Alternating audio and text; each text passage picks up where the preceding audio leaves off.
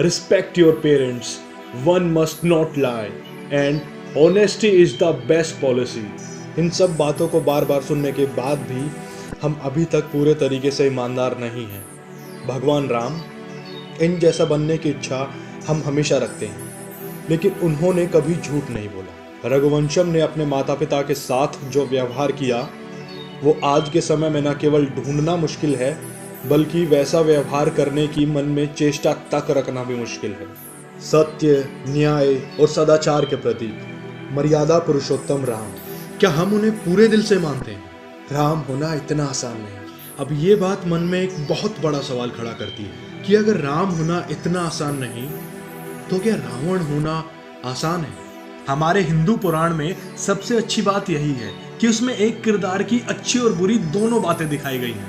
हर दशहरा जैसे पूरा भारत रावण के पुतलों को जलाने के लिए इकट्ठा होता है, ये और बेहतर होगा अगर हम इंट्रोस्पेक्शन यानी आत्मनिरीक्षण करें कि रावण किस प्रकार का व्यक्ति था और उसके पुतले जलाएं या ना, लेकिन उन बुरी बातों और बुरे गुणों को जरूर जलाएं जिसने कि रावण के सारे अच्छे गुणों को छुपा दिया, जो न केवल उसमें थे बल्कि हमारे अंदर भी हैं, और उसकी वो अच्छी बातें भी जरूर अपनाने की कोशिश करें जिसने कि उसको रावण बनाया।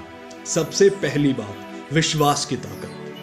रावण ने शिव को प्रसन्न करने के लिए घोर तप किया जो हजारों वर्षों तक चला। अपने तप के दौरान रावण ने शिव की खातिर अपने सिर को एक नहीं, दो नहीं, बल्कि 10 बार कुर्बान किया।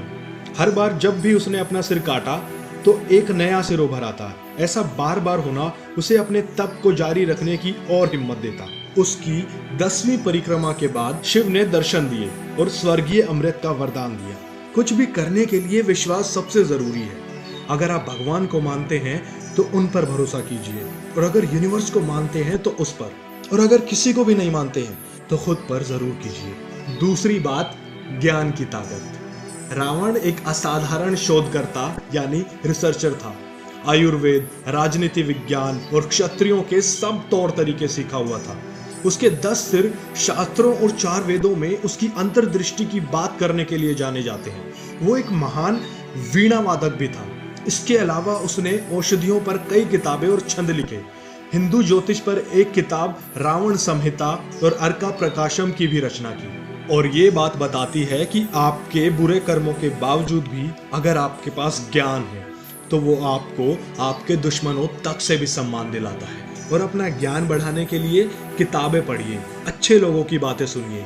और पढ़ना शुरू करने का सबसे आसान तरीका, शुरुआत में अपने इंटरेस्ट की किताबें पढ़िए, चाहे वो कॉमिक्स ही क्यों ना हो। और किसी ने कहा है वो पढ़िए जिसमें आपको रुचि है, जब तक कि पढ़ने में रुचि ना हो जाए। और तीसरी बात, एक औरत की इज्जत कीजिए। रावण ने माँ सीता का अपहरण करके 2 साल तक अशोक वाटिका में कैद में रखा था, लेकिन इस दौरान उन्होंने माँ सीता को छुआ तक नहीं। उसने उनको तरह तरह के लालच दिए और वो सब उन पर काम नहीं कर पाया। ये सब देखते हुए भी रावण ने उनके साथ कोई जोर जबरदस्ती नहीं की। ये बात साफ साफ बताती है कि रावण की भी कुछ मर्यादा थी, उसके भी कुछ उसूल थे। और आज अपनी सोसाइटी में जो भी गलत काम होते हैं वो आप भी जानते हैं इससे बिल्कुल ऑपोजिट है। इसलिए अपने कुछ उसूल रखिए, एक लड़की औरत की इज्जत कीजिए। चौथी बात, स्वयं के प्रति सच्चा रहना। रावण सबसे बड़े शासक के रूप में उभरना चाहता था, लेकिन वो भगवान बनने की इच्छा नहीं रखता था। महान राजा महाबली के जवाब में जिन्होंने रावण को द्वेष और लालच से दूर रहने की सलाह दी, लंका नरेश ने उससे कहा कि वो कभी भी भगवान नहीं बनना चाहता है। रावण ठीक उसी तरह जिया जैसे उसकी भावनाओं ने उसे निर्देशित किया। उसको कोई लालच नहीं था कि आने वाली पीढ़ियों के लिए वो प्रेरणा स्रोत बने। ये बताता है कि रावण अपने चरित्र के प्रति कितना सच्चा था और अपनी जिंदगी को पूरे तरीके से जीना चाहता था। हमें भी कभी भी खुद को सबसे बड़ा नहीं मानना चाहिए।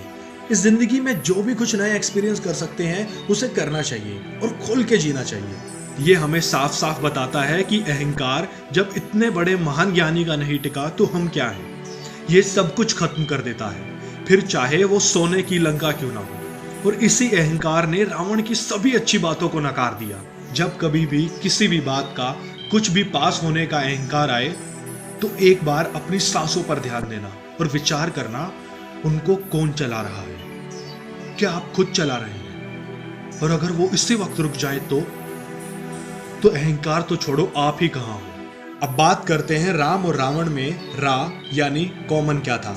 राम और रावण दोनों ने अपने रिश्ते, अपने धर्म को निभाने के लिए दृढ़ संकल्प किया। इसके बावजूद कि वे इसके बाद क्या सामना करेंगे।